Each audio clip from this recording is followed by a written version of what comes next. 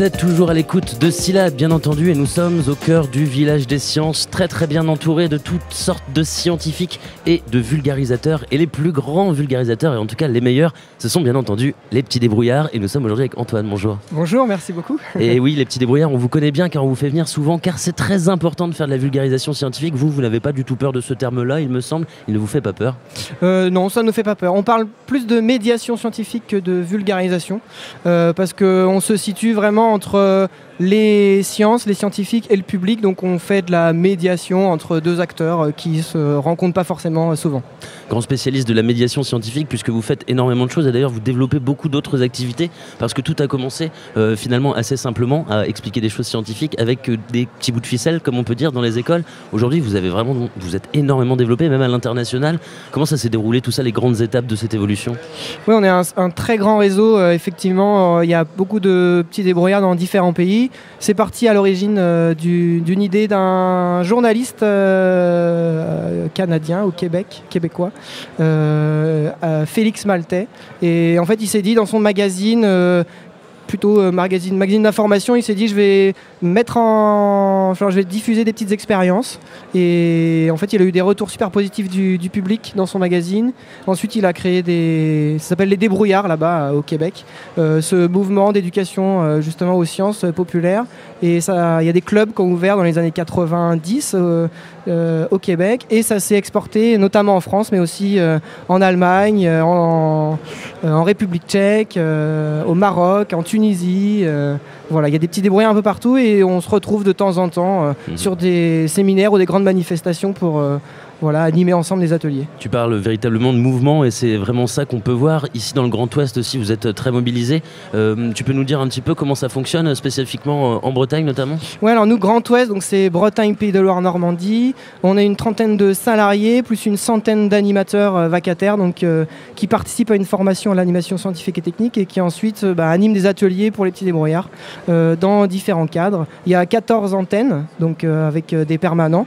Des salariés permanents et qui développent des projets avec différents acteurs associatifs, publics. Voilà. Il est possible de venir vous rejoindre? Oui, bien sûr. À l'association, donc à Rennes, nous, on est boulevard du Portugal, au 13 bis. On fait des formations tous les ans. On a 2 sessions de formation. Donc là, on était en train d'en finir une ce week-end. Et on a profité de la fête de la science d'ailleurs pour que les stagiaires de la formation viennent au contact du public et faire des sciences avec des vrais enfants. Parce qu'en formation, on n'a pas toujours des vrais enfants sous la main. C'est plutôt de la théorie. Donc là, on fait vraiment de la pratique en formation. Et ensuite, vous pouvez venir, on est ouvert toute la semaine de 9h à 18h pour se rencontrer, boire un café, discuter de projets scientifiques et techniques, etc.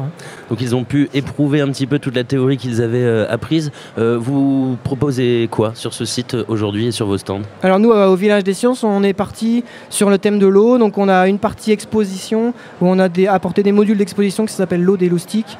Ça a été fait avec l'agence de l'eau déjà il y a une dizaine d'années. On parle de cycle de l'eau naturelle et domestique. Donc c'est des petites activités sur des modules d'exposition. Et après on a trois stands, 3 belles tables d'expérience sur le thème de l'eau. Donc on découvre avec les enfants qu'on peut faire flotter un trombone sur la tension superficielle de l'eau par exemple. On découvre comment les plantes elles se nourrissent d'eau. Par capillarité, l'eau elle monte à travers justement les fibres du papier ou du bois de l'arbre pour alimenter les feuilles, etc. Donc on fait plein de petites expériences qui peuvent facilement refaire à la maison parce que justement on utilise des trombones, des pics à brochettes, du filtre à café, etc. Tout ce qu'on peut trouver dans une cuisine. Qu'est-ce qui te plaît, toi, Antoine, dans ce travail de vulgarisation, de médiation scientifique? Pourquoi est-ce que tu aimes ça? Parce qu'on touche différents publics, les enfants, les adultes. Là, c'est vraiment un stand familial, donc on interroge aussi les adultes sur leur représentation des sciences pour voir s'ils ont des idées aussi et les mettre en application là, sur nos activités. Et on intervient aussi dans les collèges, donc c'est vraiment cette variété de public qui est très riche et intéressant au quotidien, et les partenaires parce qu'on travaille aussi bien avec des associations qu'avec Rennes Métropole, qu'avec des comités de communes, des espaces jeunes, etc. Donc on a un réseau et c'est enrichissant. Alors je vais pas vous demander pourquoi vous êtes ici parce que c'est un peu évident de trouver les petits débrouillards sur un village des sciences. Mais par contre, qu'est-ce que ça apporte? Après, donc là, tu m'as dit ceux qui étaient à peine formés ont pu vraiment vérifier leurs nouvelles compétences. C'est aussi de la mise en réseau, peut-être, des acteurs? Oui, voilà, ça permet de faire un petit tour et de effectivement rediscuter de projets qu'on pourrait avoir avec d'autres acteurs qui sont présents sur le village. Et aussi, il y a beaucoup de monde qui passe. Donc ça permet aussi de parler de l'association, de recruter pourquoi pas des adhérents, des bénévoles, parler de nos activités pour les familles, pour qu'ensuite les enfants viennent participer à des stages qu'on fait pendant les vacances, par exemple. Alors des stages, ça fait un moment que vous en faites, mais là vous avez lancé cet été une nouvelle initiative, une sorte de centre de loisirs, mais centre de loisirs scientifique avec toutes les compétences que vous aviez. Une première expérience donc, comment ça s'est déroulé? Ouais, c'est vrai, vous avez bonne mémoire. Donc on a fait un accueil de loisirs un peu innovant, expérimental, sur une semaine où on a accueilli des enfants et il n'y avait pas forcément de programme. On construisait le programme d'activité avec eux. Donc on avait une quinzaine d'enfants par jour qui revenaient souvent d'ailleurs 2 ou 3 jours dans la semaine. Et on faisait un forum des enfants le matin, un conseil des enfants, pour savoir pourquoi ils venaient chez les petits débrouillards, pour savoir quelles expériences, quelles constructions ils voulaient mettre en place. Et on faisait le planning de l'après-midi en créant des groupes. Et on était 3 animateurs.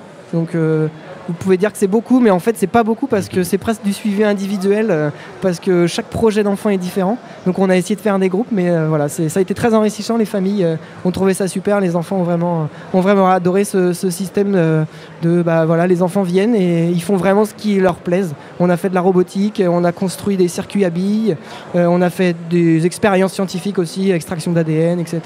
Donc ça a été enrichissant pour tout le monde. La médiation, c'est aussi une science, la pédagogie, avec ces enfants-là. Justement, vous développez vraiment des choses de pédagogie, on va dire, alternative et innovante. C'est aussi dans l'ADN de votre association? C'est notre marque de fabrique de faire de la pédagogie active. On pratique vraiment la démarche expérimentale, qui est une démarche scientifique. Donc on part d'un questionnement ou de matériel et on essaye justement, avec les participants, d'émettre des idées, des hypothèses pour réaliser une expérience et ensuite on voit ce qui se passe. Les solutions on les a pas forcément, mais on les découvre avec le public et ça nous amène à d'autres questionnements, d'autres expériences. On s'arrête jamais dans le questionnement et le développement de l'esprit critique, apprendre à se poser des questions. Donc pour les grands, on peut encore venir vous découvrir quelques instants à l'espace des sciences, au village des sciences, pardon. Ça se situe à l'INSA, pas de confusion, nous ne sommes pas au cœur des champs libres, nous sommes bien l'INSA. Pour les enfants, on pourra vous retrouver aussi pour les prochaines vacances, j'imagine, oui, avec les mini-stages. Voilà, on a des stages pendant les vacances, donc on a 3 stages de 2 jours. On en a un qui s'appelle Sciences et Théâtre. Donc c'est comment allier justement l'aspect théâtral à l'aspect scientifique. C'est mettre en scène des expériences et on va essayer de concevoir un petit spectacle en fait pour représenter aux parents le lendemain. On a un stage sur le son.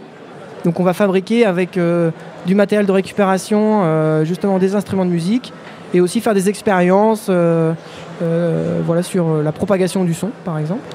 Et le 3e stage, on est sur le monde de l'invisible. Donc là, on va parler de phytoplancton, de champignons, des choses comme ça. Et il y aura des expériences et on est plus sur de la biologie. On